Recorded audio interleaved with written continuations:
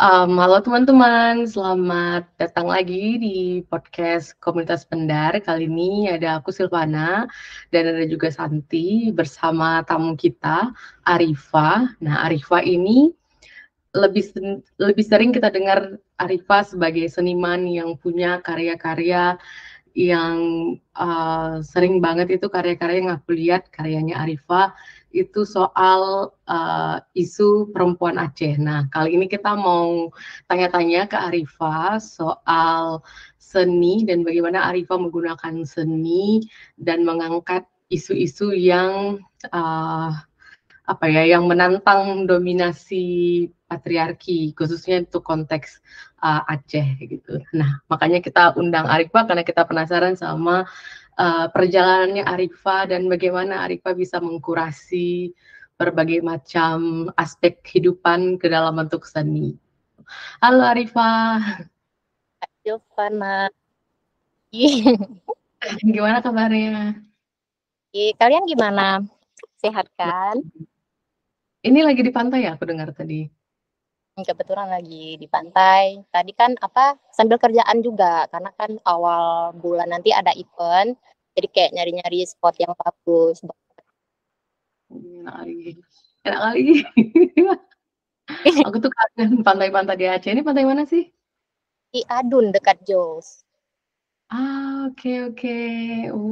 Oke. Jadi lumayan lah karena kan teman dari Jakarta bikin event di sini. Jadi harus mencoba kasih yang terbaik lah.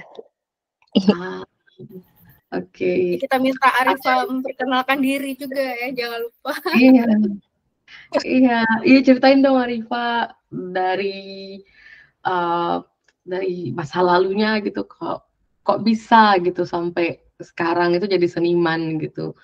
Kenapa memilih jadi seniman gitu?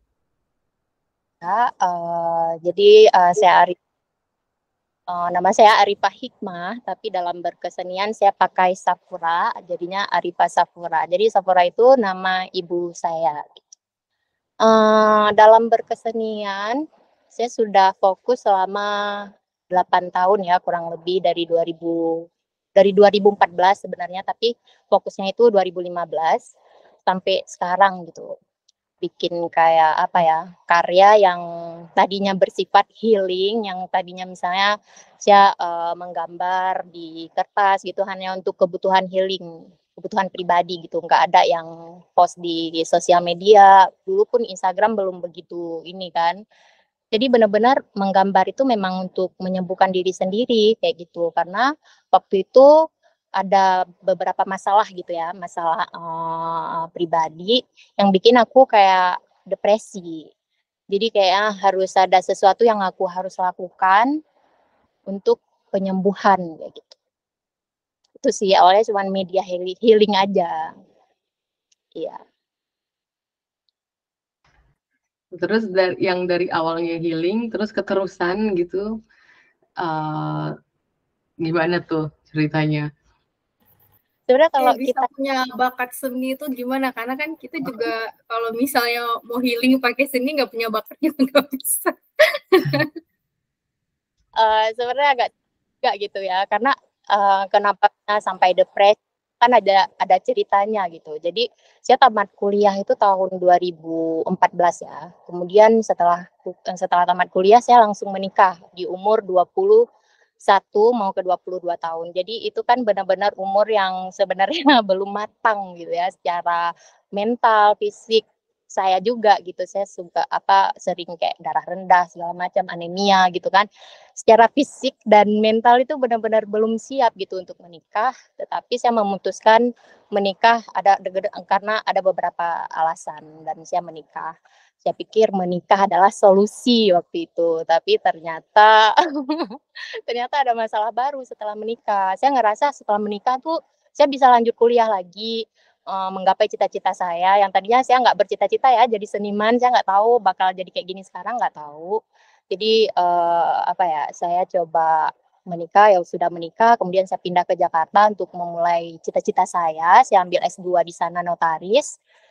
Tapi ternyata setengah perjalanan, seperempat perjalanan, saya tidak mampu lagi gitu Kak, karena saya membiayai sendiri ya, beda dengan beasiswa, kita merasa lebih aman, tetapi ini saya benar-benar membiayai sendiri bersama suami, tapi ternyata seperempat perjalanan itu tidak seperti yang kami bayangkan gitu ya, kehidupan di Jakarta itu benar-benar keras, biayanya itu tinggi, bukan hanya biaya pendidikan, tapi biaya hidup di sana itu tinggi, sehingga saya memutuskan untuk ya udah berhenti gitu, karena saya punya apa ya, kayak susah gitu minta sama keluarga, "Ini nggak mampu nih Mak, minta," gitu, itu enggak gitu, karena memang dari SMP udah mandiri, kayak gitu. Kemudian pindah ke Aceh ya, karena berhenti kuliah, pindah ke Aceh, ya udah di situlah keluarga mulai kayak, apa ya, dibilang, "Ngapain menikah?" Kayak gitu, yang tadinya pokoknya kayak disalahkan terus gitu, "Kenapa sih menikah? Terus sekarang udah kuliah juga S2 udah berhenti, masa depan pasti hancur," segala macam. Jadi daripada saya tambah depresi dengerin, orang terdekat ngomong kayak gitu, ya udah saya milih suami saya, kami ya udah bareng-bareng aja nih, ya udah susah senang kita coba bareng, bangkit bareng. Tapi walaupun, mengambil keputusan seperti itu, tapi ada rasa-rasa depresi yang sangat menyiksa batin, kayak gitu. Jadi benar-benar di saat kita di titik terendah itu ya, segala pemantik itu bisa menimbulkan misalnya kayak, saya pernah konflik waktu kecil, misalnya mengalami trauma, itu trauma-trauma itu jadi bangkit lagi gitu, pas kita lagi di vibrasi yang rendah ya, di titik yang rendah. Nah, di saat seperti itulah saya mulai mencari, apa sih yang bisa saya lakukan untuk menjalin pertemanan aja udah nggak semangat lagi gitu, Kak, benar-benar nggak percaya diri, untuk bisa ngomong kayak gini nggak bisa juga, misalnya say hi, Kak Silvana atau apa gitu, nggak bisa. Jadi benar-benar di rumah sama suami, teman saya cuma suami, ya udah dia bilang, "Coba menggambar." Kebetulan dia juga lulusan seni kan. Tadinya saya menggambar tuh mencong-mencong, saya nggak ngerti karena basic-nya memang bukan seni, karena dia lulusan seni, jadi dia kayak mulai ngajarin gitu anatomi, cara menggambar yang ya teknis lah, teknis melukis. Saya belajar, terus saya merasa kayak punya dunia baru dan nyembuhin, ternyata saya mendapatkan apa yang saya inginkan, kayak gitu. Misalnya obatnya gitu, obatnya di melukis itu.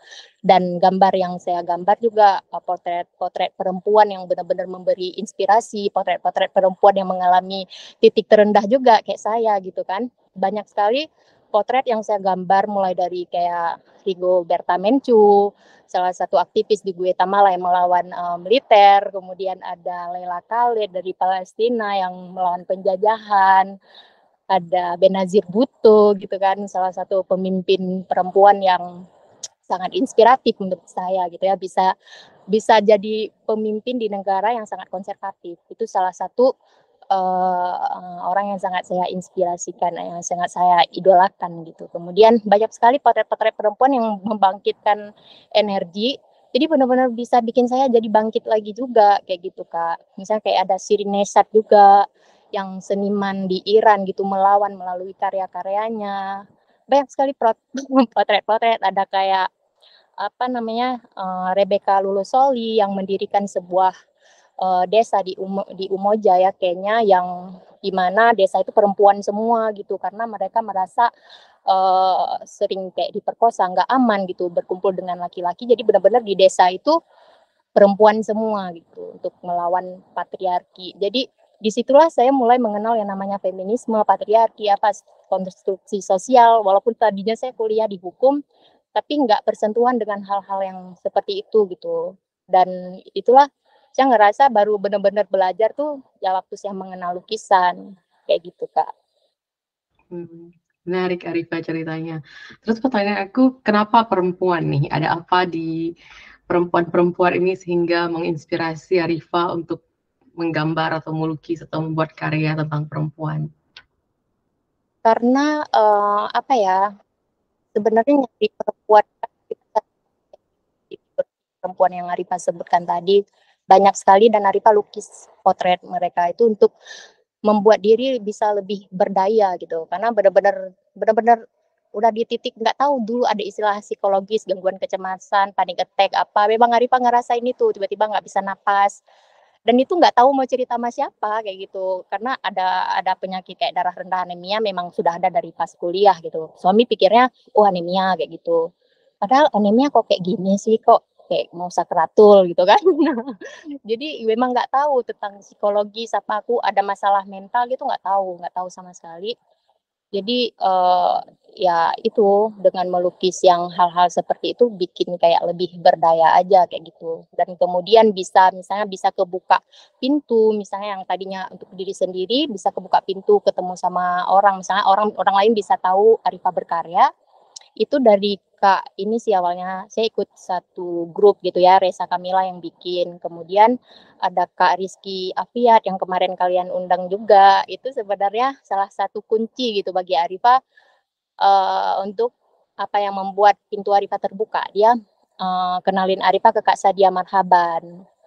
Jadi Arifah pernah cerita ke Kak Afiat, saya Kak gugup Kak orangnya, nggak berani public speaking, nggak berani ngomong, nggak bisa ngomong gitu. Jadi dia Rifka juga nggak tahu Kakak Afiat itu, tapi dia kayak empati ya orangnya. Maksudnya walaupun kami baru kenal, tapi dia kayak, oh ya udah kamu suka melukis ya, ya udah aku kenalin deh sama Kak Sadia. Kebetulan dia juga nyari-nyari perempuan Aceh yang seni kayak gitu kan.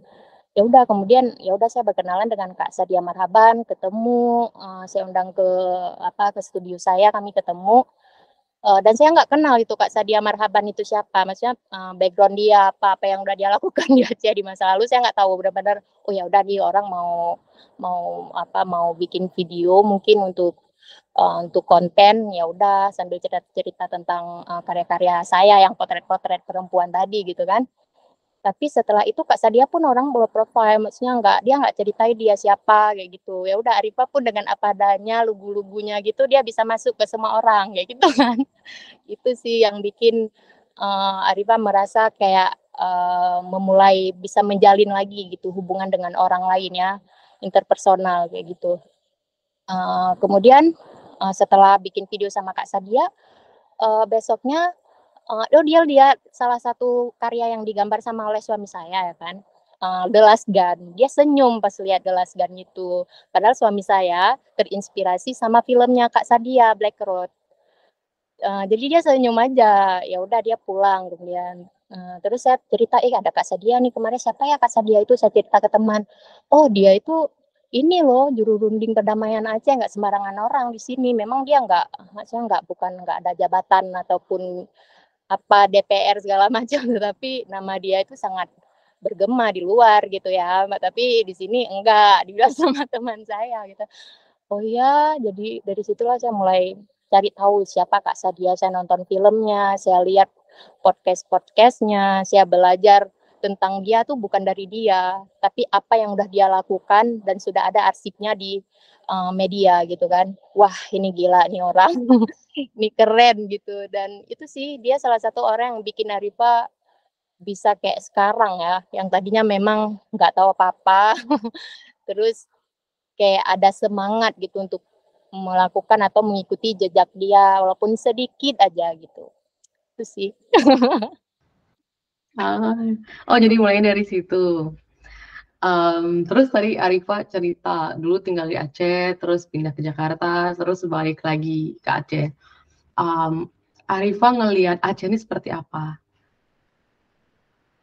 Lihat Aceh, lihat kayak umur hidup ya, Arifah menghabiskan waktu ya di Aceh. Jadi segala cerita cerita tentang hidup Arifah tuh di Aceh karena memang tumbuh besar di sini, tahu enak tidaknya di sini sudah apa pahitnya gitu kan, senangnya memang Arifah rasain gitu. Gimana Aceh yang tadinya Arifah tumbuh besar memang agak lambat dewasa gitu ya. Misalnya kayak teman-teman udah duluan dewasa, Arifah kayak masih stuck gitu.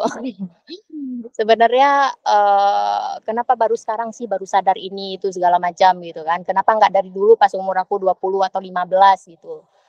Mungkin aku bisa berpacu lebih ini lagi. Kayak gitu, ada rasa-rasa kayak gitu sih, maksudnya di Aceh ini kayak apa-apa lambat gitu, merasa ya. Mungkin mungkin bisa jadi Arifah kurang pergaulan atau apa, tetapi memang itu sih akarnya itu tadi yang memang Arifah kan broken home ya, maksudnya broken home, mama bapak bercerai dengan keadaan yang gak enak. Arifah tadinya nggak tahu kalau misalnya Arifah punya trauma inner child ya, maksudnya luka masa kecil itu yang menghambat, yang kayak Arifah bilang tadi, menghambat segala sesuatu, misalnya kayak telat dewasa ataupun aku kayak telat nangkap sesuatu kayak gitu. Sebenarnya pengaruhnya itu akibat dari luka masa kecil itu, Kak. pas Arifah di kampung. Arifah tinggal di kampung tuh sampai kelas 1 SMP. Kemudian baru pindah ke Banda Aceh. Itu sih luka masa lalu itu yang bikin Arifah kayak ya sedikit benci dengan Aceh kayak gitu ya. Dengan orang Aceh khususnya laki-laki, maaf ya. Tapi nggak semua laki-laki di sini kayak gitu ya. Tetapi justru orang terdekat Arifah, darah Arifah sendiri, mereka jahat kayak gitu. Aku mau nanya ya. Mhm. Aku sebenarnya masih belum dapet apa ya, kayak tadi kan Arifah cerita, Arifah punya kondisi personal, cari penyembuhan lewat seni dan kemudian terhubung ke apa profil tokoh-tokoh tertentu. Itu bisa ke sana ya tuh gimana gitu? Karena kan banyak juga orang yang dia mencari penyembuhan atau pemulihan lewat seni, tapi nggak bisa langsung terhubung ke sosok-sosok yang tadi itu gimana bisa ke situ. Itu satu. Terus yang kedua juga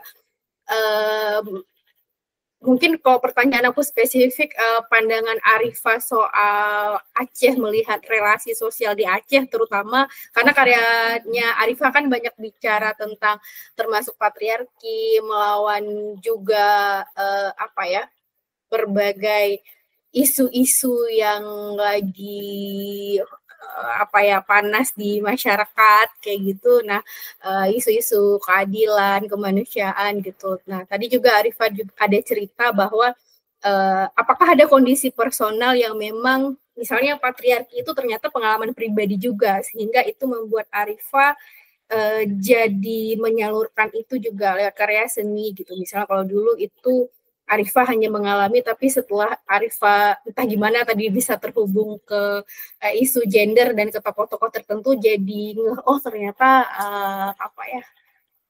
ada yang namanya patriarki dan itu ternyata pengalaman sendiri, dan apakah itu ada hubungannya dengan karya-karya Arifah? Itu ya, biasanya ya misalnya kayak seniman atau siapapun itu penulis, siapapun dia yang bergelut di bidangnya gitu ya, pasti punya trigger tersendiri. Pasti mereka dari dirinya sendiri dulu gitu. Ada masalah personal gitu ya, sehingga mereka bisa empati dengan apa yang dirasakan oleh orang lain yang mereka juga rasain kayak gitu. Dan itu sih yang Arifah rasain ya, misalnya kayak patriarki tadi, memang Arifah hidup di patriarki, cuman dulu nggak tahu istilahnya Kak. Dulu karena keterbatasan pengetahuan, bahkan sampai kuliah aja nggak tahu, nggak pernah juga nyebutin patriarki kayak gitu. Nggak pernah, memang nggak tahu, kayak ke blok aja gitu. Arifah kalau kuliah nggak bisa presentasi, ngomong satu kalimat aja ngawur, nggak bisa. Memang disuruh membaca sama dosen, cuma baca udah lihat buku aja nggak bisa gitu, harus disuruh ulang sama orang lain. Jadi segitunya ke blok dalam arti memang bodoh gitu. Itu akibat trauma patriarki tadi. Waktu kecil ya, misalnya dibilang patriarki, Arifah ngerasain yang namanya KDRT. KDRT pas bapak sama mama cerai gitu, dan itu Arifah ngalamin sendiri dan menyaksikan sendiri bagaimana mama Arifah itu diperlakukan dengan sangat tidak manusiawi ya oleh bapak kayak gitu. Ini pertama kali Arifah ngobrol kayak gini, karena nggak semua orang bisa akses juga gitu kan, maksudnya nggak bisa didengar langsung kayak gitu tentang cerita ini. Tapi itu salah satu alasan sih, maksudnya anak umur 3 tahun gitu ya. Anak umur 3 tahun ngelihat ngelihat perlakuan kasar gitu dari ayahnya sendiri untuk ibunya kayak gitu. Kemudian Arifah juga ngerasain kekerasan itu gitu. Itu sih yang bikin kayak ternyata relasi kuasa patriarki ketika laki-laki itu punya power, punya kuasa terhadap perempuan, dia menganggap perempuan, anak itu kayak benda gitu yang bisa semaunya aja diatur-atur dan diperlakukan secara semaunya gitu. Kalau misalnya kita terhubung dengan seperti itu, manusia-manusia yang vibrasi rendah gitu ya, yang kesadaran rendah, maka ya gitu,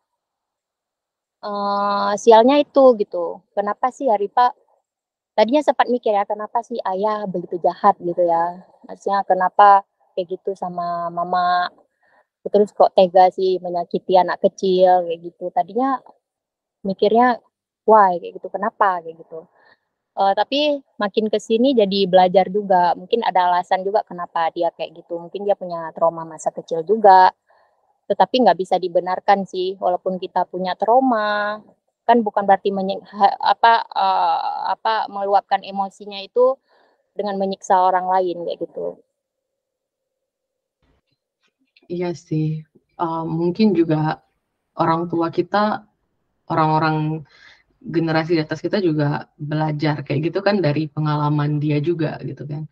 Mungkin dia juga pernah digituin gitu, dia pernah diasuh dengan cara seperti itu, makanya dia apa ya, terus juga kan orang kita kan nggak biasa gitu kan meluapkan emosi, jadi caranya mungkin gitu, cara dia mengekspresikan gitu, dan juga punya ya manajemen emosi di orang-orang di budaya kita kan nggak terlalu baik ya, makanya banyak orang punya um, anger issue gitu kan, permasalahan dengan rasa marah gitu kan. Tapi menarik tadi Arifa mulai itu dengan pengalaman yang personal gitu, karena ya kayak Arifa bilang banyak orang yang kayak seniman atau orang-orang yang bergerak di media kreatif misalnya, biasanya mereka memang mulainya dengan sesuatu yang personal gitu. Kalau di Arifa karena pengalaman masa kecil Arifa ya. Iya. Oke. Pertanyaan aku belum kejawab yang kayaknya ini ya, yang kok bisa terhubung ke tokoh-tokoh gitu tadi sih, kok bisa ke situ gitu, kok masih belum nangkep gitu, kok bisa pemulihannya itu nyampenya ke sana, itu gimana sih ceritanya? Iya nggak tahu ya, tapi dulu Arifa dekat ya sama mama. Walaupun Arifa tumbuh besar setelah bercerai, bapak pergi ke Jakarta, alhamdulillah dia pergi gitu kan. Jadi Arifa memulai hidup baru, masa kecil dengan mama, nenek, di rumah itu perempuan semua. Jadi benar-benar sangat berdaya, mereka bisa melakukan semua tanpa ada laki-laki gitu di rumah. Dan Arifa nggak tahu juga sosok laki-laki itu seperti apa, ayah itu nggak tahu, jarang. Kecuali pas sudah dewasa sedikit punya pacar umur-umur mungkin SMA gitu ya. Tapi sebelum dari itu nggak tahu kasih sayang laki-laki itu nggak, karena sudah sangat full dapat dari mama sama nenek. Jadi nggak ada istilahnya kayak merasa broken tuh nggak. Karena mereka benar-benar menyelamatkan Arifa kecil gitu. Sampai Arifa akhirnya pindah ke Banda Aceh. Kenapa misalnya bisa tahu terhubung dengan biografi itu, ya karena itu tadi memang Arifa dibesarkan dengan perempuan yang menurut Arifa sangat, walaupun di kampung mereka mungkin sekolahnya cuma tamat SMA, nenek cuma tamat SMP gitu, tapi mereka pemikirannya tuh open mind ya, luar biasa menurut Arifah, sudah mendobrak batas-batas kampung gitu. Mereka bisa bikin pagar sendiri, mereka setiap hari cari nafkah sendiri, bikin kue dari hasil kebun, itu luar biasa sih. Terus kami juga punya TV di rumah. Nah, dari TV itu mama suka nonton, karena waktu dari remaja sebelum menikah, mama suka beli majalah-majalah juga. Dia banyak kenal sosok gitu, kayak Benazir Bhutto tuh Arifah taunya dari mama. Terus banyak juga artis-artis Hollywood gitu ya, taunya dari mama gitu. Bayangin mama awak gitu tahu artis Hollywood gitu kan, Michael Jackson, Demi Moore gitu kan. Wow gitu. Jadi taunya ya dari mama awalnya. Benazir Bhutto, dari satu orang aja Benazir Bhutto Arifah bisa terhubung ke Rigoberta Menchú, Leila Khaled, Sadia Marhaban mungkin yang wow di Aceh gitu ya, kemudian Shirin Nesat, banyak, bahkan artis-artis Afro Amerika juga, Nina Simone, banyak sekali, Aretha Franklin. Kemudian kalau dari aktivisnya ada Viola apa gitu namanya, Viola Davis. Ya banyak yang bikin Arifah terinspirasi, yang tadinya dari mama. Mama suka nonton MTV juga dulu ya. Jadi MTV itu memang ya sampai sekarang pun masih ada lagu-lagu yang keren gitu di industri Hollywood. Dan itu Arifah konsumsi, tapi dengan ini apa ya, ini orang tua ya, pengawasan orang tua, mungkin ada bagian-bagian yang nggak boleh dinonton kayak gitu. Tapi Arifah senang aja, maksudnya walaupun di kampung kok Mama Awa kok Mama Arifah tuh bisa kayak gitu, bisa pengetahuannya udah keluar kampung kayak gitu. Jadi ya itu yang membuat Arifah kayak senang aja dengan potret-potret orang yang menginspirasi kayak gitu. Siapapun itu sih, nggak mesti yang harus hebat gitu ya.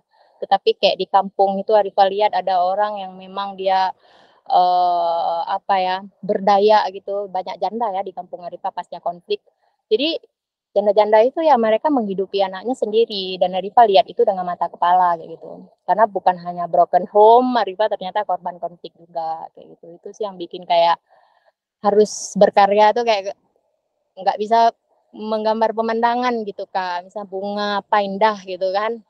Kayak mungkin iya seniman mungkin menyalurkan itu supaya tenang, tapi Arifah selalu kenapa sih pada akhirnya harus di ritme yang yang tinggi itu, yang kayak harus nguras emosi gitu ya. Mungkin jadi faktor juga. Mungkin Arifah besarnya di apa ya, nggak sepantasnya dilihat anak kecil gitu ya. Maksudnya ngelihat abang teman tiba-tiba pulang mayat kayak gitu waktu, terus lihat gadis-gadis di kampung dijemput tuh pakai truk tentara pas sore hari, terus kan namanya anak kecil hidup di dalam orang dewasa perempuan gitu, pasti dengar-dengar yang kayak, oh sudah hamil tuh, ini hamilnya di luar nikah tuh, bayangin anak kecil udah dengar yang kayak gitu. Jadi memang pas udah dewasa Arifah buka lagi file-file lama, ya ampun gila, aku dulu ternyata melihat suatu yang fenomena yang kurang baik kayak gitu. Maksudnya fenomena yang nggak sepantasnya gitu ya. Misalnya kayak pemerkosaan segala macam, merendahkan perempuan, bahkan kayak militer ya. Mereka pulang tuh selamat tinggal lonti-lonti Aceh kayak gitu Kak. Di tembok Pidijaya. Bayangin, oh belum Pidijaya dulu, merdu gitu kan. Gila sih itu. Parah. Jadi timbul tuh rasa-rasa benci, itu ada rasa ingin melawan, ingin membalas kayak gitu. Itu wajar ya sebagai manusia untuk bertahan atau itulah mempertahankan diri. Kampungnya di mana sih Arifah? Ya, Kampungnya di mana? merdu Kak. Satu kampung sama Idrus. Ya. Oke, aku mulai sempurnanya ya.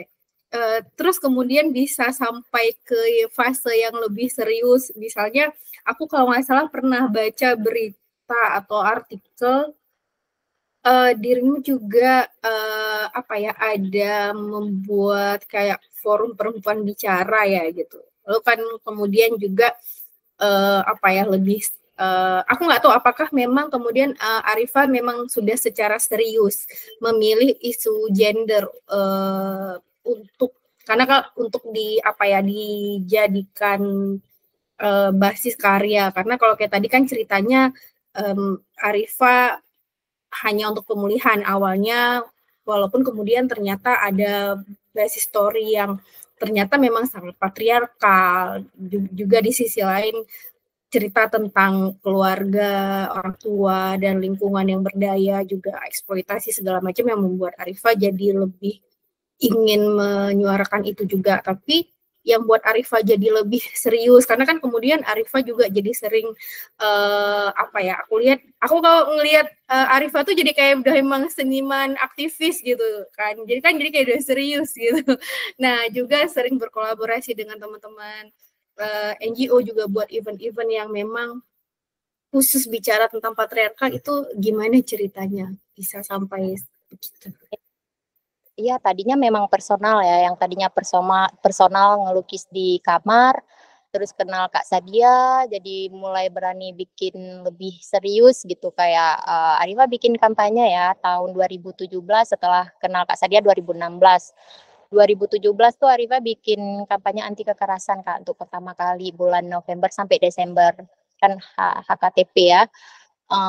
Itu di Warkop. Kebetulan Arifah ada bikin bisnis sama suami, bangun Warkop gitu. Jadi di Warkop itu Arifah bikin kampanye sambil jualan, sambil bikin kampanye, dan alhamdulillah yang datang pun kan cowok-cowok gitu. Jadi benar-benar sesuai target pasar gitu ya. Dia senang aja, dan mereka juga banyak yang kayak akhirnya merasa kayak bersalah, bahkan ada juga laki-laki nih yang datang ngerasa dilecehin sama perempuan ada gitu Kak kan. Jadi bukan tentang perempuan aja gitu dan senang aja pas hari itu. Jadi kayak puisinya Zubaidah Johar, saya kan bilang saya ngefans sama Zubaidah Johar. Jadi puisi-puisi syair-syair dia itu saya musikalisasi menjadi puisi gitu. Musikalisasi puisi sama teman saya yang laki. Jadi suami saya kebetulan DJ juga, jadi yang aransemen musik suami, teman saya musikalisasi puisinya Zubaidah Johar di kafe saya pas HKTP. Jadi saya bikin itu pertama kali yang bikin saya jadi kayak terpacu semangat untuk setiap tahun rutin bikin kampanye gitu. Kemudian tahun 2018 saya break karena hamil melahirkan, jadi saya nggak bisa fokus. Kemudian tahun 2020 itu puncaknya saya coba bikin kampanye lagi, tapi nggak dengan lukisan, lebih ke audio visual, misalnya kayak pendar juga gitu, kayak komunitas pendar, coba menghadirkan narasumber yang ahli gitu di bidangnya. Itu untuk menuju ke situ nggak semudah itu juga ya, Arifah harus berkenalan lagi, harus lebih membuka diri. Jadi waktu itu coba ikut sekolah HAM, diselenggarakan sama Kontras Aceh sama LBH waktu itu. Ya udah ikut sekolah HAM, ternyata lulus. Di situ dengan selama sekolah banyak pemateri gitu kan, kayak Kak Azharul ada Azharul Husna, kemudian ada Azriana Manalu ya. Itu juga kemudian banyak pemateri yang datang sangat menginspirasi ya, memberi banyak pengetahuan bagi Arifah tentang informasi hak asasi manusia tentunya. Dan Arifah minta izin juga sama Kontras LBH, boleh nggak aku ngerekam ataupun aku untuk di-share di Perempuan Berbicara. Kebetulan ada project nih Perempuan Berbicara untuk bikin kampanye anti kekerasan kayak gitu, dan mereka sangat terbuka, kayak LBH sama Kontras itu sangat terbuka. Jadi itu satu kesempatan yang sangat bagus dan Arifah sangat berterima kasih sama mereka. Misal kayak kemanapun Arifah pergi, kalau ditanya ini sumbernya dari mana ya, awalnya dari mereka, pintunya dari mereka, dari LBH sama Kontras kayak gitu.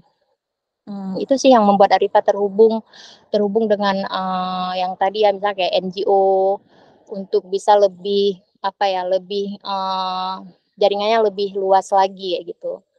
Itu sih bikin kampanye dan alhamdulillah kampanyenya itu berjalan ya lumayan, walaupun nggak bisa diakses oleh banyak orang, tetapi banyak sekali orang-orang terdekat waktu itu kayak bisa dibilang speak up, yang tadinya mereka mungkin nyimpan puluhan-puluhan tahun gitu ya, yang membuat mental mereka hancur, mereka bisa lebih lega gitu ketika bilang, oh aku mengalami ini waktu kecil, oh aku pernah begini begini begini kayak gitu. Itu sih.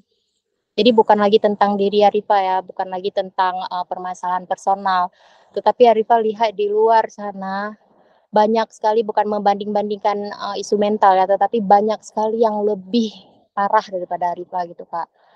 Yang aduh Arifah aja nggak bisa bilang, bahkan orang terdekat Arifah, teman Arifah gitu yang ngalaminnya sangat pengalaman yang sangat brutal gitu, kekerasan seksual.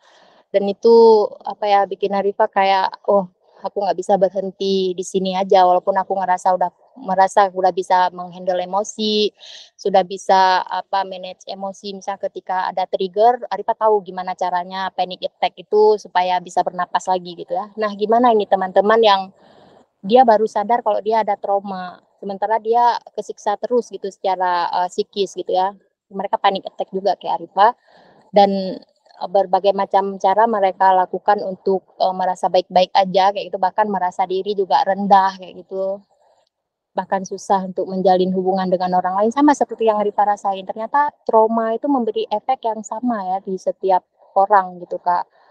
Apa yang Arifah rasain, ternyata teman yang mengalami trauma juga ngerasain itu gitu. Dan sayangnya mereka nggak ada medium untuk menyalurkan. Misalnya Arifah punya media lukis, nah mereka nggak punya apa-apa. Dan untuk menggali apa yang bisa membuat mereka sembuh, kadang hal-hal yang yang gimana ya Kak ya, yang merugikan mereka lagi gitu. Itu sih, bisa terhubung dengan orang-orang yang mengalami masalah trauma itu jadi membuka pikiran Arifah. udah bikin semangat lagi untuk bisa apa ya, kok bisa membantu gitu. Yang forum perempuan bicara tadi itu apa? Boleh cerita nggak? Forum perempuan berbicara itu kenapa harus perempuan berbicara? Karena kayak Arifa bilang tadi Kak, Arifa tadinya memang nggak bisa berbicara. Sebenarnya personal lagi ya, misal kayak waktu kuliah nggak berani presentasi, satu kalimat aja susah, apalagi berdiskusi itu nggak bisa gitu. Selalu dalam keadaan diam, dikasih konsep pun sama teman ya udah ini kayak ngomong ini aja, nggak bisa juga. Udah ada teks depan mata nggak bisa juga gitu ya. Jadi Arifa pengen belajar gitu. Itu obat juga perempuan berbicara itu. Maksudnya Arifa belajar untuk bisa bicara kayak kita bicara sekarang ini. Ini salah satu yang membuat Arifa bisa kita ngomong seperti sekarang karena perempuan berbicara kayak gitu. Arifa nggak bisa ngomong nih, tapi aku pengen bilang patriarki itu tai gitu kan. Ya udah melalui kakak Komnas HAM gitu kan yang berbicara ataupun siapa gitu. Dan apa yang mereka sampaikan itu sangat menjawab gitu. Apa yang ingin Arifa ungkapkan juga kayak gitu. Itu sih sebenarnya tanpa Arifa berbicara tapi dengan menghadirkan narasumber-narasumber yang memang expert di bidangnya itu menjawab semua kegelisahan Arifa. Arifa nggak merasa bersalah. Oh ternyata permasalahan ini kompleks. Ternyata ini masalah serius kayak gitu. Yang Arifa rasain misalnya kayak patriarki itu kejahatan apa gitu kan.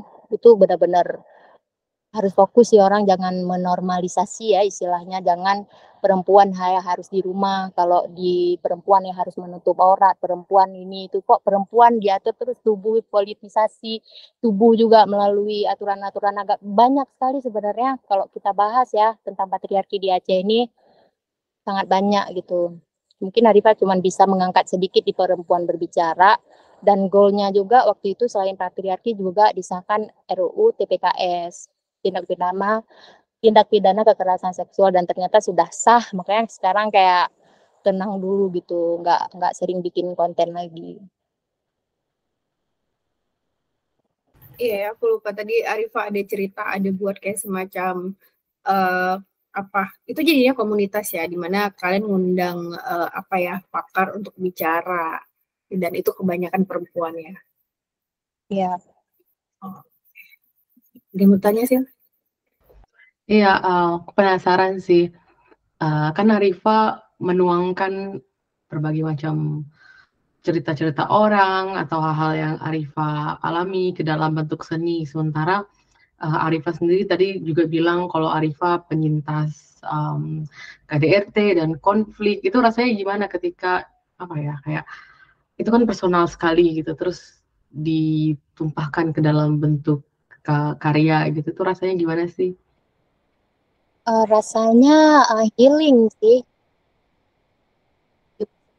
Benar kayak terkuras memang energi kita terkuras ya terkuras sekali gitu tetapi setelah itu tenang gitu Kak benar-benar tenang dan sekarang alhamdulillah udah di tahap karya Arifa itu kadang mendapatkan respon ada orang yang mau menampung kegilaan ini gitu kan jadi jadi Arifa sangat terbuka kayak gitu dan sempat kemarin pameran di di Jogja di Jawa Tengah gitu ya untuk menampung patriarki ini karya patriarki Arifa ini gitu dan itu Arifa sangat berterima kasih ternyata bukan orang di sini yang menampung tetapi di luar dan mereka tahu siapa komunitas LGBT ya komunitas queer mereka yang tampung Arifa mereka yang bikin Arifa sembuh gitu ya itu sih tenang Kak rasanya.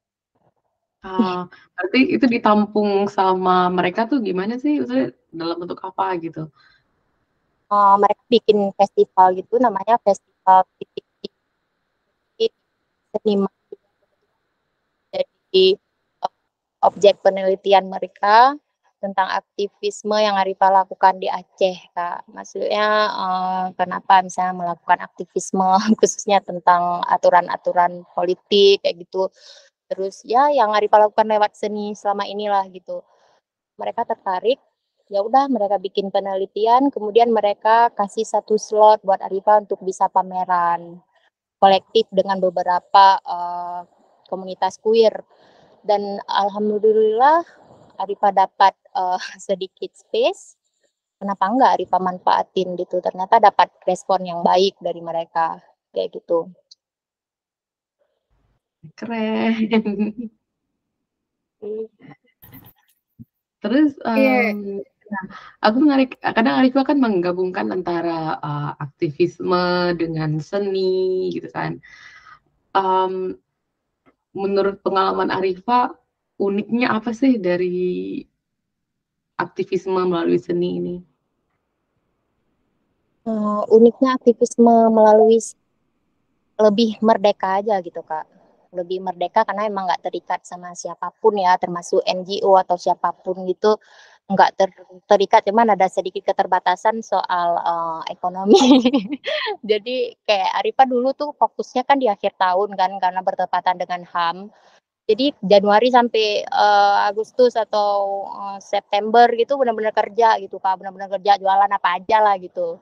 Yang penting tangan kiri ini kerja, tangan kanan ini untuk ini gitu kan.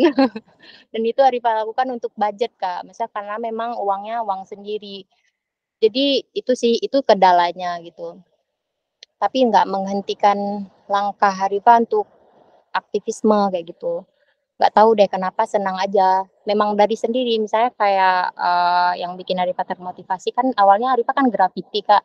Itu kayak di jalanan gitu Kak. Jalanan Arifah bikin stensil, Marsinah kayak gitu di Jakarta. Kemudian di sini coba bikin ada mahasiswa demo misalnya waktu itu tolak Omnibus Law. Itu Arifah malam udah beraksi. Malam udah beraksi bikin stensil kayak gitu kan untuk bakar semangat. Dan itu siap menyusui, tidurin anak, ya udah Arifah keluar tuh jam 2 malam kayak gitu untuk bikin pandal-pandal kecil kayak gitu yang melanggar hukum gitu kan. Itu Arifah lakukan, itu terinspirasi dari pergerakan itu tadi, pergerakan seni di Amerika Kak. Misalnya kayak Black Panther, kemudian juga hip hop gitu ya. Arifah suka sekali dengan budaya hip hop. Mereka melakukan perlawanan tuh lewat seni, lewat misalnya kayak rapper melalui liriknya, DJ melalui musiknya, bahkan misalnya kayak budaya hip hop pakai baju gombrong keren, padahal ada sejarahnya tuh kenapa gombrong nggak ada duit gitu beli baju, jadi ya udah baju gombrong untuk mereka pakai kok mati lampu di sini, untuk nanti baju besar itu dipakai adiknya lagi turun temurun gitu. Jadi itu berawal dari yang sekarang dianggap style, dulu tuh dari kesusahan, dari yang mereka nggak ada uang kayak gitu, tapi tetap semangat untuk melakukan perlawanan karena di Amerika tuh parah ya diskriminasi ras itu, dan mereka berawalnya tuh dari art ini, dari seni untuk melakukan perubahan. Salah satu pergerakan mereka itu melalui seni. Itu sih yang bikin Arifah kayak tertarik gitu untuk melakukan, walaupun seni kita bisa kok lebih serius kayak gitu. Oke. Tapi menarik loh. Aku kalau mikirin soal aktivis, soal seniman yang aktivis dan perempuan, aku nggak terpikir orang lain ya yang di Aceh itu selain Arifah gitu. Berarti Arifah tuh udah punya brand gitu loh, maksudnya udah punya nama gitu. Itu yang aku lihat beda gitu dari orang lain, karena orang lain kalau misalnya cuman gambar-gambar aja banyak kan yang bisa, tapi ya gimana gambar-gambar seni itu, produk-produk seni itu ada ruhnya gitu, ada nafasnya. Ketika aku mikirin perempuan Aceh yang juga seniman dan juga karya seninya itu meaningful gitu, itu aku nggak kepikiran orang lain gitu. Aku kayak ya Arifah deh ini gitu. Itu sih aku gitu.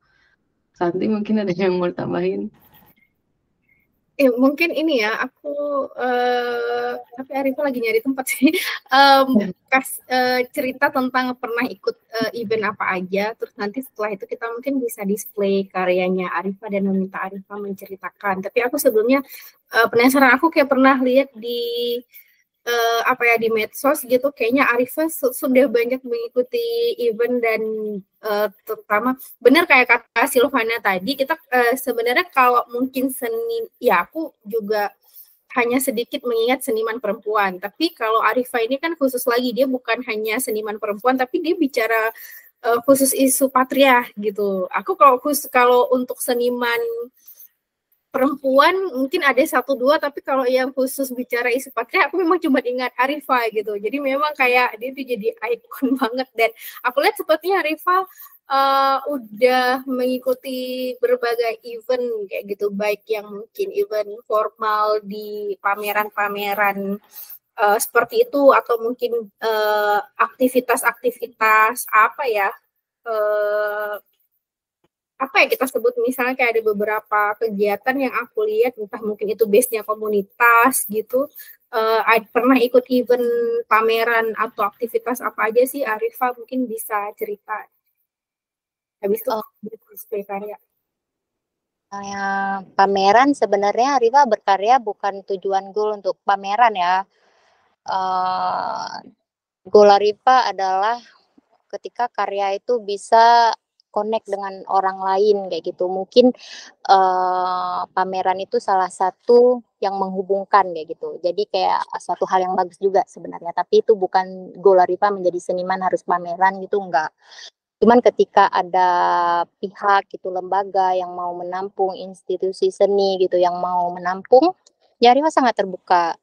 Itu luar biasa menurut Arifa. Dan pernah kemarin sama Putra Hidayatullah, Bang Putra, kami bareng, dia kuratornya, Arifa seniman sama suami mengangkat isu konflik Aceh. Itu pameran di Museum Macan tahun 2022. Itu juga salah satu pintu kunci juga buat Arifa ya, maksudnya bisa kenal Bang Putra. Dan itu bisa mengangkat isu rumah gedung, bisa angkat isu perempuan yang mengalami pelecehan ya pada masa konflik ke nasional. Itu salah satu melalui seni, itu salah satu hal yang bikin Arifa senang gitu. Maksudnya ini kisah, bukan kisah istilahnya, bukan fiktif belaka gitu. Ini nyata gitu terjadi di sini, dan Arifa melakukan itu maksudnya dalam menghasilkan seni itu ada prosesnya, dengan proses riset yang sangat menguras emosi. Arifa harus ikut sekolahan, kemudian Arifa juga ikut pendidikan advokat. Jadi benar-benar proses yang sangat panjang sehingga bisa menghasilkan karya itu gitu. Dan Bang Putra juga, dia mungkin sudah melalui banyak sekali pengalamannya sehingga bisa sampai untuk mengkurasi karya itu gitu kan. Dan itu suatu kesempatan bagus buat kami untuk bisa memperlihatkan keluar gitu kenyataan-kenyataan yang terjadi di Aceh gitu, tentang misalnya kayak permasalahan yang enggak selesai gitu ya. Maksudnya kita masih dibilang damai tapi ternyata enggak kayak gitu, enggak ada penyelesaian secara hukum tuh, enggak ada keadilannya kalau menurut Arifa. Jangankan pulih, diakui pun enggak dulu ya, tapi sekarang sudah baru-baru aja diakui. Tapi itulah yang terjadi di kita gitu, yang bikin kesal kayak gitu.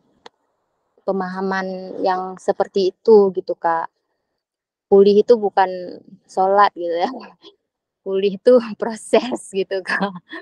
Gitu sih.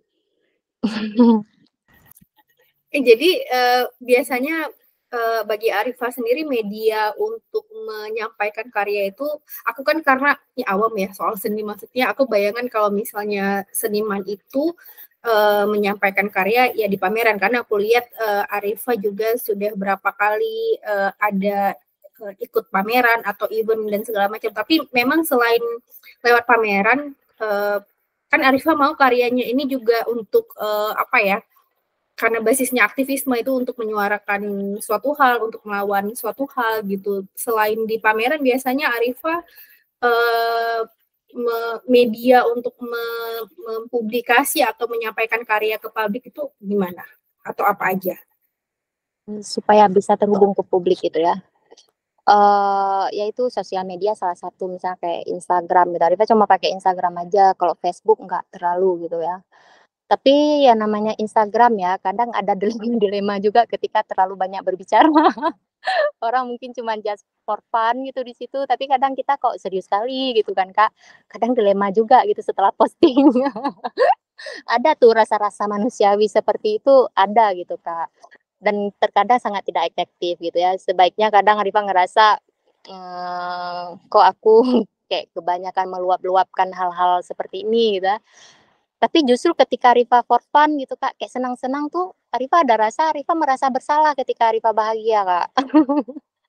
Itu bayangin tuh kayaknya ada hubungannya dengan mental juga ya Kak Silvana, coba jelaskan. Ya itu, merasa bersalah ketika bahagia. Tetapi ketika terlalu mengekspos yang ham-ham apa gitu, itu juga ngerasa aneh sendiri juga gitu. Jadi Arifah ngerasa Instagram pribadi itu nggak begitu efektif. Jadi hal lain itu ya gitu, misalnya kayak pameran, terus kami juga bikin kayak kali tunggal gitu, bener-bener yang berkarya, terus bikin acaranya gitu Kak. Misalnya setiap sebulan sekali kita ngumpul nih di ruang publik. Kan ada istilahnya tuh ruang publik harus direbut gitu. Ya udah yuk kita rebut bareng-bareng gitu. Rebut ruang publik gitu di mana aja boleh. Bahkan di depan gedung DPR gitu Kak, diusir.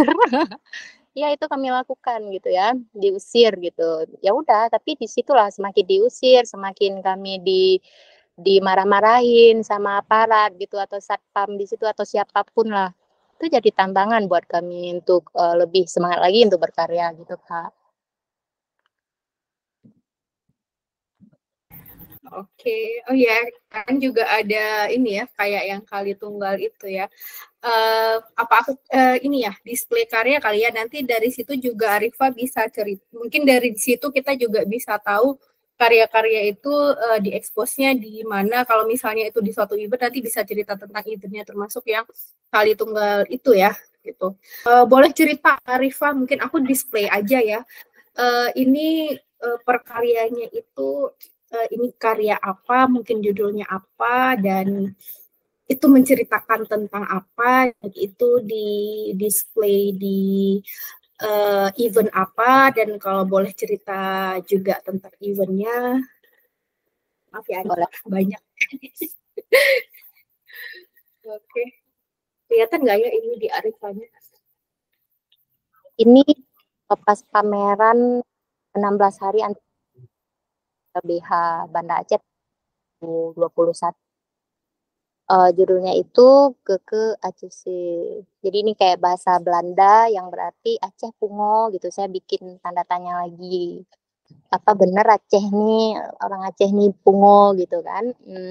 Dan ini 4 potret perempuan. Jadi ini sebenarnya terinspirasi dari Kak Santi sih. Jadi sebelum pameran di LBH, kita kan kayak ada ngobrol-ngobrol gitu ya untuk sharing kayak gitu, untuk apa gitu, bikin apa sih yang pengen kita bikin gitu.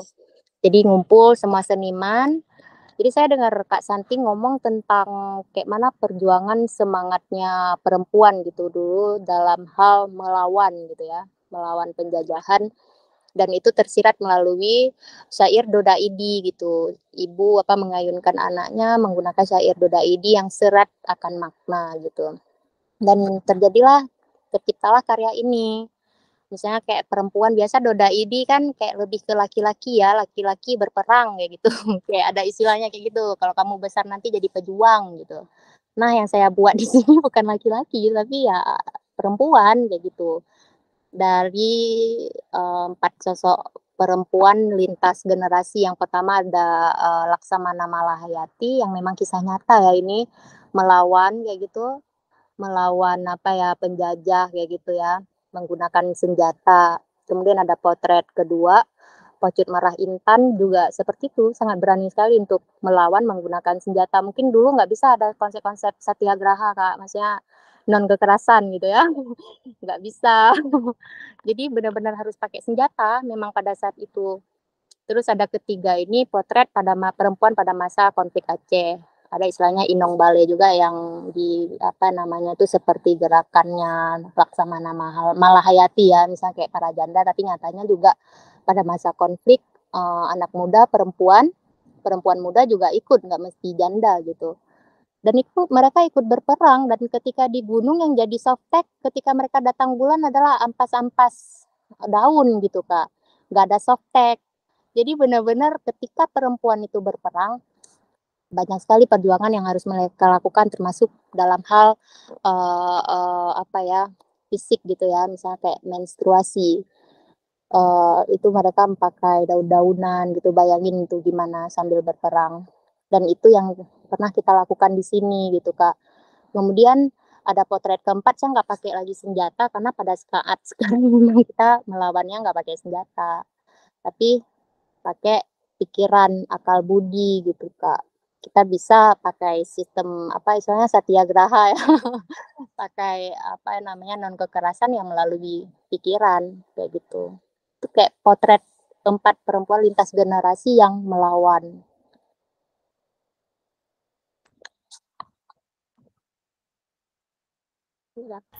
Ya, ini yang di 16 HKTP ya waktu itu. Jadi ada 16 hari full dan apa salah satu agenda utamanya justru memang pameran karya seni dan keren. Ya, jadi ini gambar Rifa bikin tahun 2021 pas HAM. Jadi Arifa bikin lagi ketika peringatan HAM, Arifa bikin pameran di Polin Studio terbuka untuk umum. Jadi tema yang Arifa angkat ini adalah tentang manusia ya dan segala permasalahan yang ada di dalamnya gitu. Mediumnya itu arsip koran-koran. Misalnya kayak kita lihat lebih detail, lebih dekat, itu kayak zaman gitu Kak, tahu kan. Misalnya kayak habis manis sepak rumah bordi, tentang pelecehan, pemerkosaan terhadap kayak gitu. Itu kalau kita zoom, ya itu isi berita-beritanya. Jadi itu koran-koran itu, potongan koran tahun 80-an gitu ya. Bisa kita lihat dengan kemudian Rifa lukis tadi.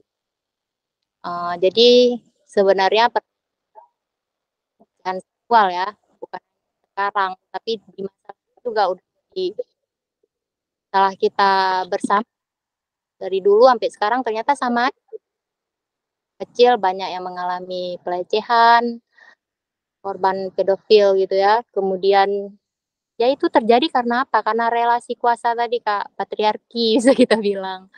Sehingga menyebabkan dari dulu sampai sekarang masih itu-itu aja kalau lihat berita. Dan sangat menjual ya, Riva lihat kayak majalah kayak aja ngeliput masalah kayak gini kayaknya lebih menjual gitu. Dan itu sih Harifa bikin judul karyanya itu Keadilan di Bumi Manusia. Terinspirasi juga dengan Pram dia ya, Pramdia Nanatatur karyanya yang judul Bumi Manusia karena saya lihat ada salah satu karya di situ saya lagi saya apa berita tentang Pram yang berjuang yang disita pada saat dia di penjara gitu politik gitu di apa di pulau apa gitu itu sih mulai dari pukul matanya oleh ulah aparat kemudian perampokan rumahnya karena disita jadi dia memperjuangkan haknya sampai ke pengadilan gitu Kak semua asetnya itu disita sama negara karena dia dituduh jadi sebenarnya sekali dengan makna isu apa isu-isu perubahan iklim juga Rifa angkat gitu kan misalnya kayak di luar itu dijual orang tua gitu Kak karena dengan seekor kambing iklim ya jadi ya udah anak perempuan nah, separah itulah apa istilahnya permasalahan ya tadinya lingkungan iklim kok jatuhnya kok jadi pengaruhnya kekerasan terhadap anak dan perempuan kayak gitu hubung ya terhubung suhu panas bumi dengan kekerasan terhadap anak dan perempuan itu bisa connected gitu. Tapi sayangnya karya-karya seperti ini nggak begitu terdengar gitu Kak Arif. Kita juga cari kayak gitu karena memang nggak ada yang tampung kayak gitu. Ya udah Arifah ya bawa-bawa ke jalanan mungkin kayak gitu bisa dilihat oleh orang kayak orang ngamen lah istilahnya. Oke. Santi ada pertanyaan atau apa? Kita lanjut ke karya selanjutnya.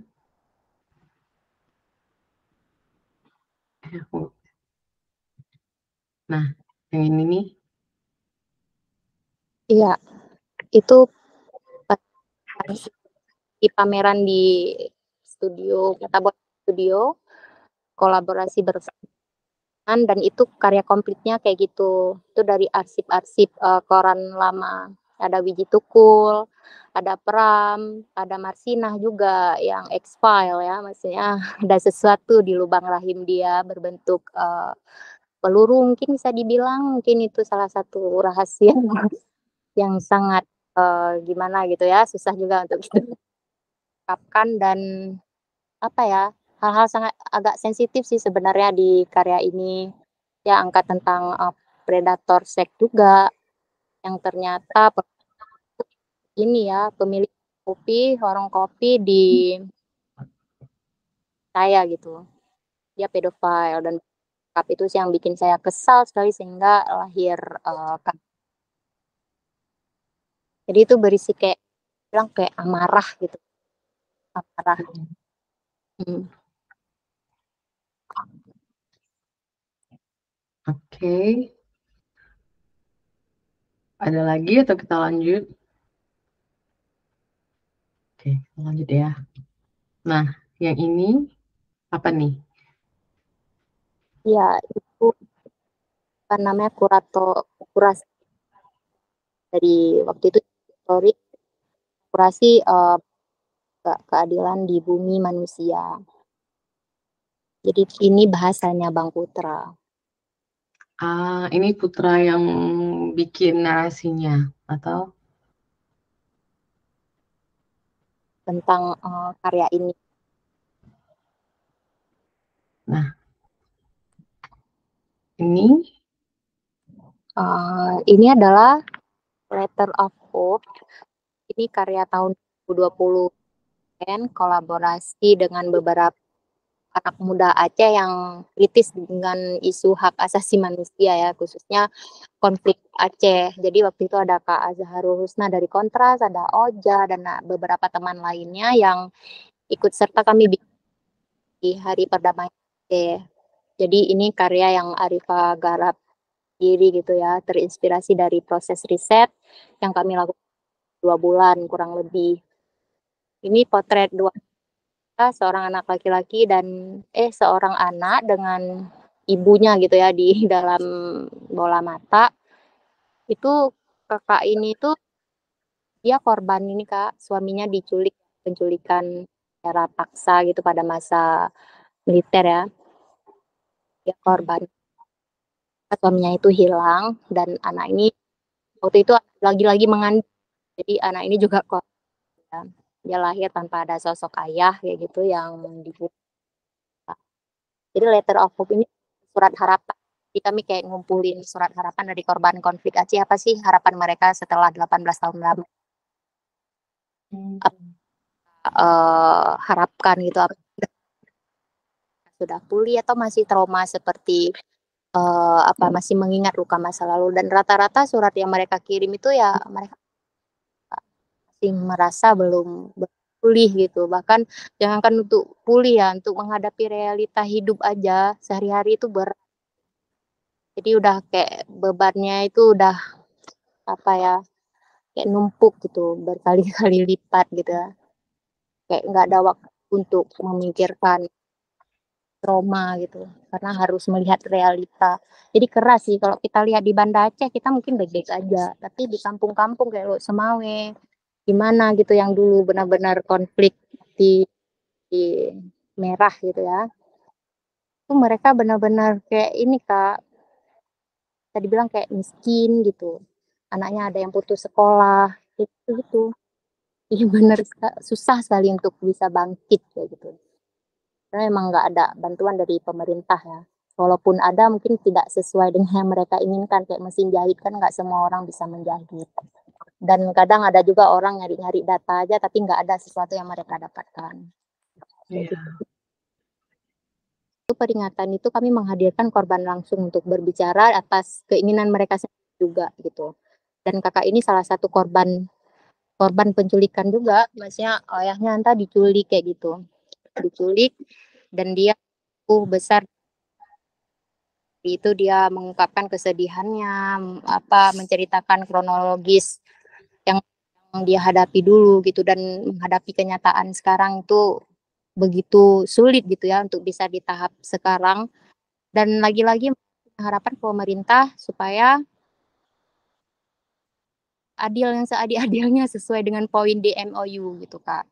Ada proses, dan itu yang mereka tuntut sampai sekarang gitu, supaya nggak terulang lagi kejadian masa lalu, benar-benar pulih gitu. Itu sih yang mereka inginkan. Oke. Next, yang ini. Kalau itu Dancing Shadow, itu yang pameran di Museum Macan.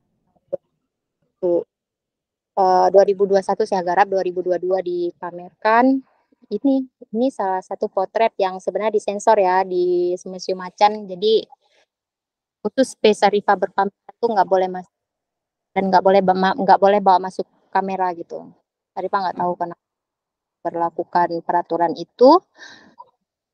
Mungkin salah satu alasannya ya mungkin isu ini salah satunya. Ini kayak potret perempuan, dia diperkosa, dia lakukan kan lah istilahnya ya. Maksudnya dia trauma dengan musik dangdut gitu, karena pada masa itu dia disuruh menari telanjang oleh aparat, kemudian itu dibikin perkawinan pura-pura dan perlakukan dia seperti boneka gitu, misalnya disuruh apa gitu dengan ya, dan itu sangat kejadian sangat traumatik dan terjadi di Tanah Rencong. Ya, gitu, Rencong, Bulan Bintang. Kemudian ada kayak bahasa Arabnya juga. Sebenarnya itu bahasa Jawa dari lirik Kutiding ya, mantra Kutiding. Jadi kenapa bikin mantra itu karena gini Kak, pada masa itu kita nggak mau minta tolong sama siapa, bahkan doa kayak nggak gitu ya, gitu sih. Oke. Terus selanjutnya yang ini. Ya, itu komplitnya kayak gitu. Jadi saya bikin kayak semacam instalasi, ada lukisan potret dua perempuan yang trauma, satu trauma dengan pisau, satu lagi trauma dengan musik dangdut tadi. Di dalam, kenapa televisi? Karena pada saat itu nggak ada tuh di media sosial yang di media nasional ya yang mengangkat isu ini gitu, menceritakan bahwa terjadi pelecehan seksual di sini, nggak ada. Protes yang sangat panjang untuk diakui nasional bahwa ada rumah misalnya, dan jadi nggak jadi konsumsi nasional waktu itu ya. Kita dengarkan televisi di situ. Kemudian potret merah putih yang mencair di darah. Itulah luka.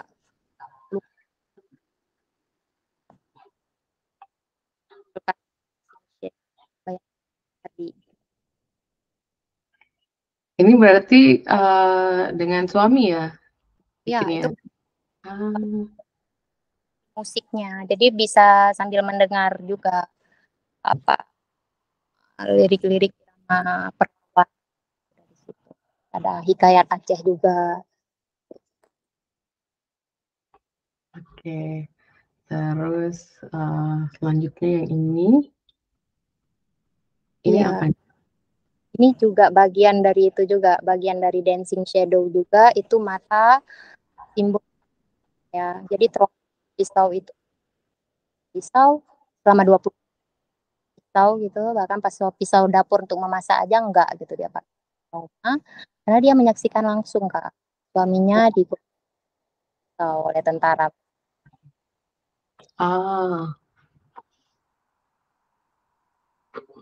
Terus yang ini? Itu potret perempuan yang dengan musik dangdut. Oke. Ya, kalau ini yang potret trauma dengan pisau. kehilangan suaminya ya di depan matanya.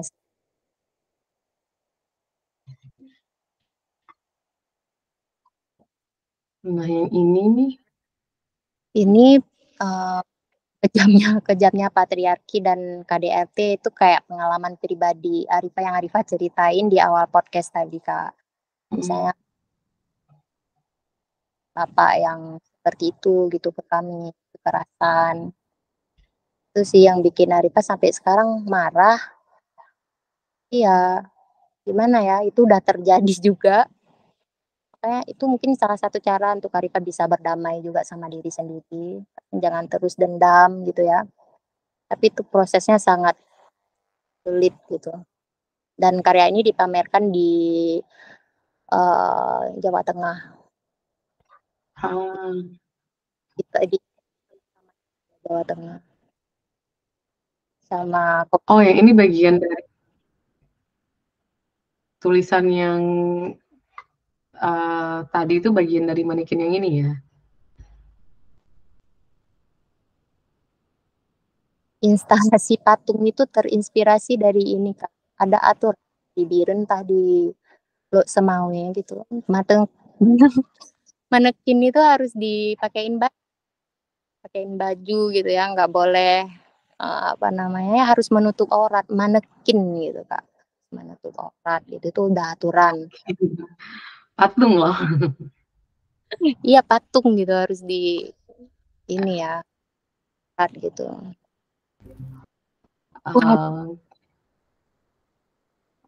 Benda memang kayak ilustrasinya begitulah.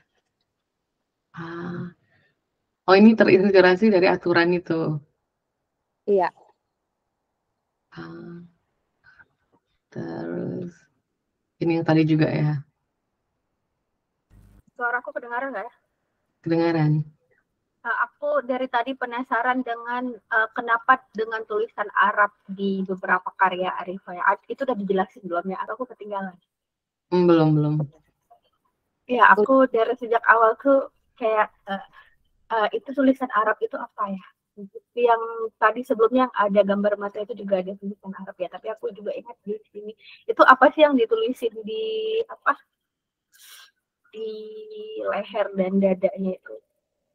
Jadi di dada itu seperti Arifah transit lagi ke bahasa Arab gitu kan, untuk bahasa Arab dengan sebenarnya ada kalau di Zoom itu kayak amarah Arifah gitu, kenapa sih harus berdamai, karena Arifah bikin karya juga, karya berdamai gitu, benar-benar sembuh, ngerasa diri harus sembuh pulih gitu kan, tapi nyatanya enggak. Trigger yang bikin Arifah jadi marah lagi, kembali lagi ke labirin pikiran itu gitu kan. Misalnya udah di pintu keluar labirin nih, terus keseret lagi ke dalam gitu, sesat lagi di labirin itu. Jadi kayak itu yang Arifah rasain kayak gitu, Kak. Itu kata-katanya kalau di Zoom ada sih, misalnya kenapa harus berdamai, sial kejam sekali kayak gitu. Itu emang bahasa Arab ya, Arifah? Iya, itu enggak, Iran. Oh, ada apa dengan Iran? Kalau Iran berarti bahasa Farsi dong. Ya. Kenapa Iran? Kak Sirinesat ya kan, biografi yang Arifah suka. Kenapa Sirinesat? Karena dia juga menangani dalam berkarya juga fokus sekali, vokal dengan isu perempuan, agama, politik gitu ya. Dan Arifah lihat nggak jauh beda dengan kita di Aceh gitu ya. Gimana dia sampai terusir gitu, harus pindah ke New York gitu ya. Ternyata pas sampai New York pun dia tetap mikir, tetap merasa kosong gitu. Bayang-bayangan masa lalu di Iran dia masih ngerasa gitu, dan dia sangat sedih gitu ngelihat perempuan Iran. Kalau ditanya siapa seniman di Iran, ya seniman pemandangan gitu, Kak. Represif ya, Mas. Gak ada yang berani bersuara kayak dia, lantang bahwa peraturan di Iran itu sangat merendahkan perempuan gitu, mengikat perempuan. Dan begitu juga terjadi di Aceh gitu. Mungkin Arifah bisa angkat sedikit, mungkin nggak sevokal si Sirinesha dalam media visual. Mungkin Arifah bisa angkat ini sedikit, tapi dari cara penggambaran memang nampak kayak karakter Sirinesha, bisa dibilang kayak plagiat sedikit gitu ya. Tapi plagiat, maksudnya meniru orang yang memang Arifah sangat idolakan dan memberi banyak sisi-sisi yang bikin Arifah kayak kuat, berani gitu untuk menyuarakan hal-hal ini. Apa yang kita rasakan misalnya kayak agama ketika dipolitisasi, maka akan mengalami hal yang sama. Selalu ya perempuan yang menjadi objek dari itu. Kalau yang sebelumnya tulisan Arab itu yang apa tuh yang ada kata keadilan tadi sama apa tuh lupa, itu juga bahasa Arab, bahasa Farsi juga. Kalau yang di Dancing Shadow itu benar. Ini juga ya rupanya. Oh ya banyak rupanya. Makanya itu apakah bahasa Farsi semua ya? mantra Kutiding Arifah pakai dengan bahasa Jawa kayak nenek-nenek kita gitu ngaji. Pakai kitab Jawa gitu. Tapi lirik Kutiding.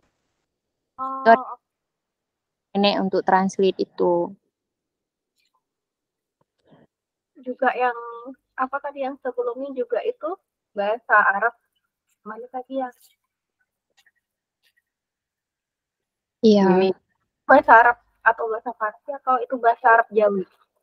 Itu bahasa Arab Jawi. Itu pakai puisinya Oja. Abstrak hitam tentang rumah gedung. Sebenarnya apa ya, maksudnya kan jarang ya kita. Aku pribadi jarang melihat seniman atau seniman Aceh yang menggunakan Arab atau Arab Jawi itu. Apa yang membuat Arifah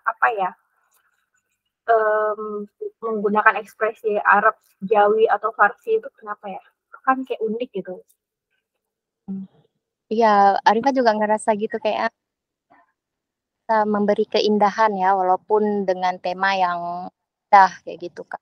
Tenang aja. Terus memang dulu Arifah sempat ngaji juga kitab Masailai gitu kampung. Jadi kayak di kampung juga pernah belajar ini kayaknya pengetahuan orang banyak dari kita, pengetahuan agama misalnya ya kan dari kitab-kitab kayak gitu.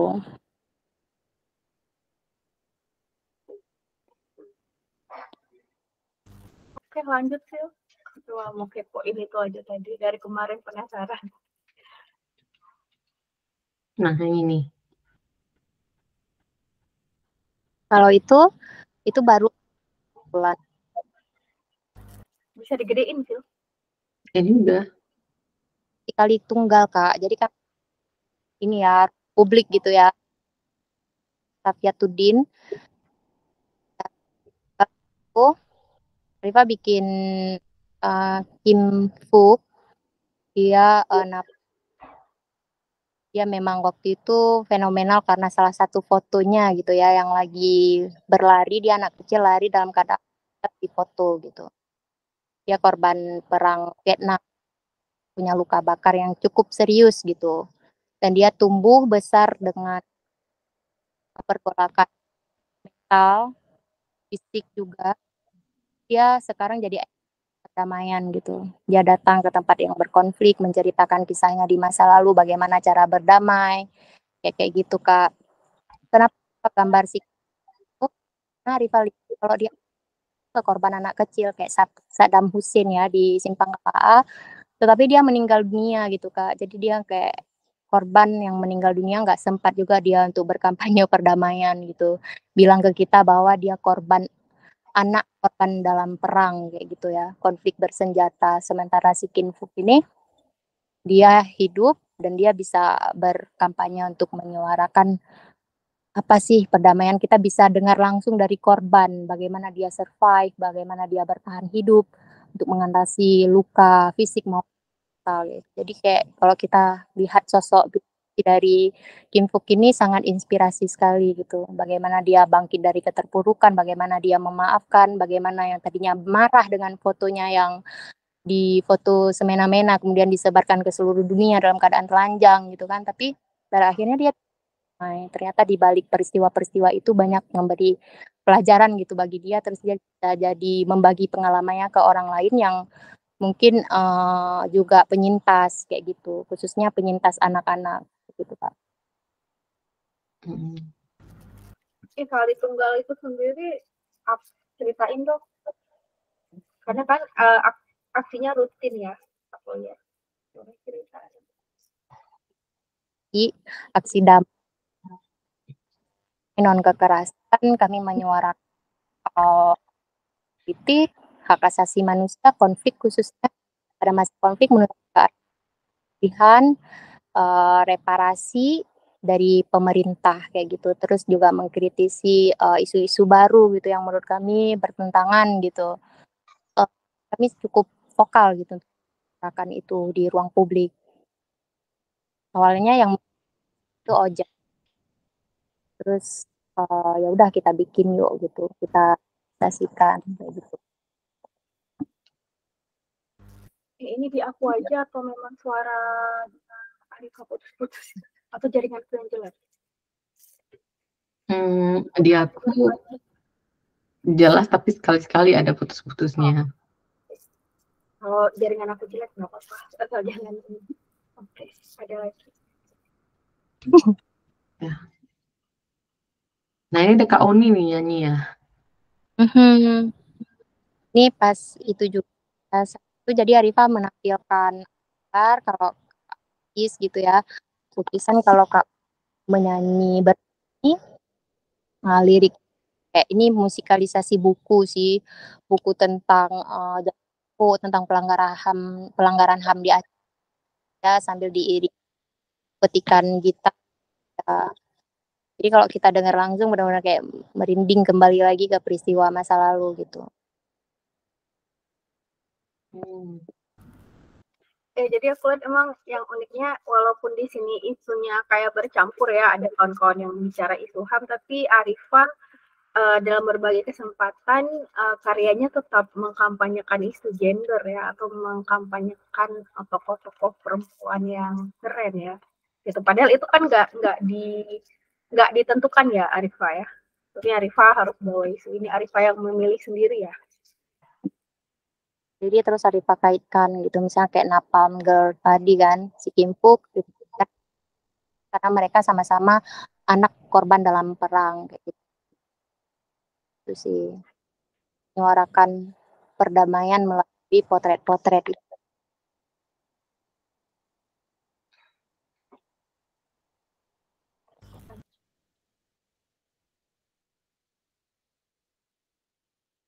Yang tadi. Ya, ini painting ada bantu. Suaranya putus-putus Arifah, kenapa ini? Ini kami lagi live painting sama Alika.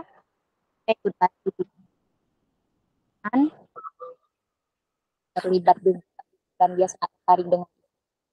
Jadi senang ketika kita bisa berkarya di isu yang sama dengan seniman yang lain yang bisa dibilang sefrekuensi gitu ya, apalagi seniman-seniman baru. Jadi ngerasa nggak sendiri gitu Pak. Jadi kita bisa berdaya bareng.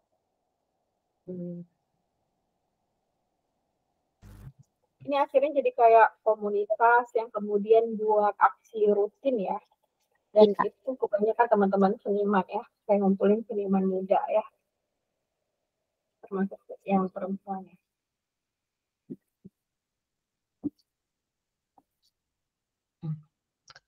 Ini udah nggak ada lagi fotonya, udah foto terakhir aku klik. Aku stop sharing.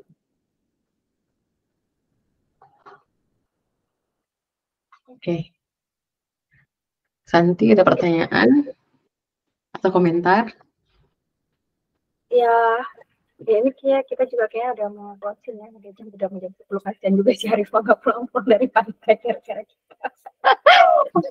Jadi ya, makanya apa ya, aku paling ya aku kan kalau dari dulu ngerasa Arifah emang keren ya, kayak kita bilang tadi, karena kalau kita mencari sosok seniman, terutama yang seni rupa, itu kita memang akan terasosiasikan ke Arifah, terutama untuk isu gender gitu ya. Dan maksudnya setelah diskusi malam ini aku jadi ngeh ada semacam satu pola ya di Arifah, di mana ternyata apa ya, isu gender yang diangkat baik secara latar belakang dan basis berkeseniannya itu basis bagi Arifah sendiri tuh kayak empowerment ya.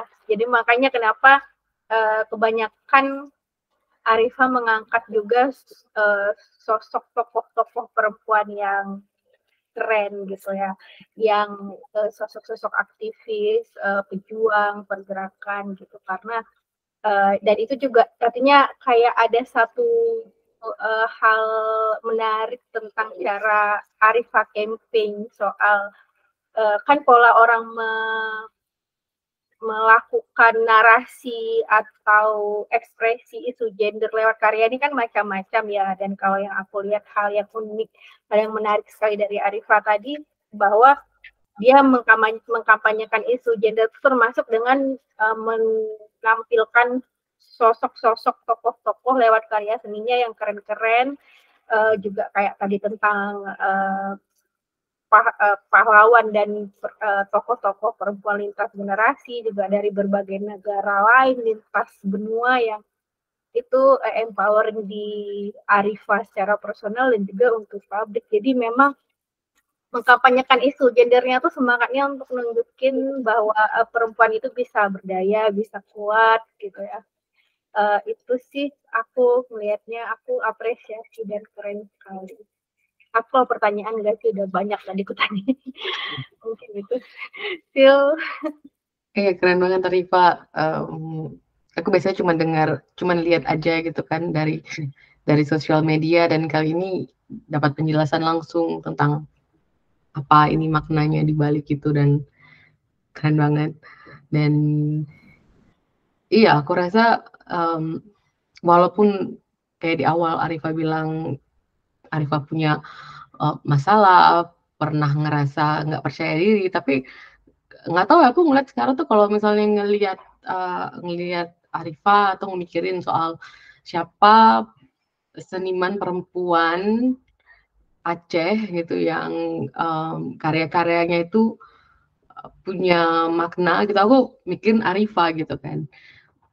Yang berarti menurutku tuh Arifah punya branding sebagai seniman perempuan yang concern dengan isu-isu perempuan, isu-isu HAM juga gitu, dan menurutku tuh keren banget gitu loh, karena untuk membangun branding itu kan nggak mudah gitu loh, dan itu yang keren banget gitu.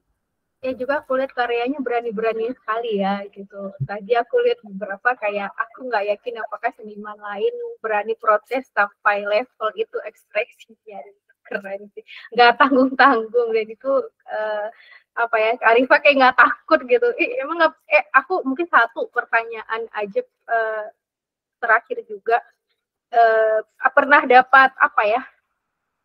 Entah bully, entah komentar buruk dengan karya-karya yang aku kan ngelihat berani, dan aku merasa kayaknya terutama orang Aceh itu nggak apa-apa tuh ngelihat karya itu, nggak ada yang sinis, marah atau diserang. Apa ya, di luar tanggapannya gimana, karena aslinya Arifah juga introvert gitu Kak, maksudnya nggak punya banyak circle teman tuh nggak gitu ya, sangat terbatas sekali.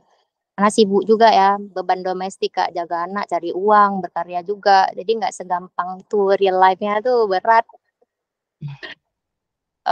Untuk mendengar komentar pun itu ya, komentar pasti ada, pasti. Dan kalau misalnya bisa evaluasi ya evaluasi. Misalnya kalau enggak ya harus, ya kita pegang prinsip kita kayak gitu. Kalau kita yakin ya udah suarain. Yang nggak suka ya pasti ada. Gitu sih.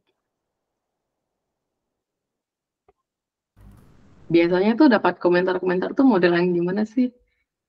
Kadang sesama aktivis juga saling ini juga gitu, kita saling berkomentar juga. Cuman Arifah pikir gini Kak, kita kan bergerak di isu yang sama, kenapa harus berselisih sih? Tapi kalau ya udah di momen itu aja, ke depan yuk kita bareng lagi, yuk kita bikin apa gitu, sesuatu sih. Selalu menghindari yang namanya konflik. Kalau Arifah pribadi kayak gitu, dan berani bilang aku minta maaf ya, udah bikin kamu gini. Kak. Berani minta maaf lah. Arifah juga ngerasa kadang suara Arifah kadang menyakiti orang lain gitu. Tapi ya udah, Arifah dengan gentle, maksudnya berani bilang minta maaf ke siapapun, bahkan ke anak sendiri pun minta maaf kalau memang mama salah kayak gitu Kak, sama suami, sama siapapun itu. Thank you Arifah. Santi mungkin ada yang mau ditanyain lagi? Aku nggak tanya sih, paling terakhir mau bilang sorry ya kalau aku nggak bisa dibuka. Apa ya, pasti aku kalau ngelihat karya-karya Arifah tuh memang dari sejak awal mikir ini pasti ada kemungkinan banyak yang ngelawan, marah, apalagi kalau karya itu menentang nilai patriarki misalnya, aku yakin akan banyak pihak-pihak yang mentalnya patriark pasti marah, pasti menyerang, tapi aku harap semoga itu tidak akan pernah mematahkan semangat Arifah, dan Arifah tetap terus berjuang sekeren sekarang, dan kalaupun suatu saat perjuangannya selesai, semoga sih enggak ya, bukan karena apa ya, terlalu masif menerima serangan-serangan publik, tetaplah berkarya dengan berani dan keren, karena kita nggak punya banyak sosok kayak gitu juga sih di Aceh. Kalau nggak dari Rifan terus siapa lagi? Itu aja sih aku gitu. Ya, kita nggak punya orang yang berani dan vokal di Aceh gitu, aku rasa.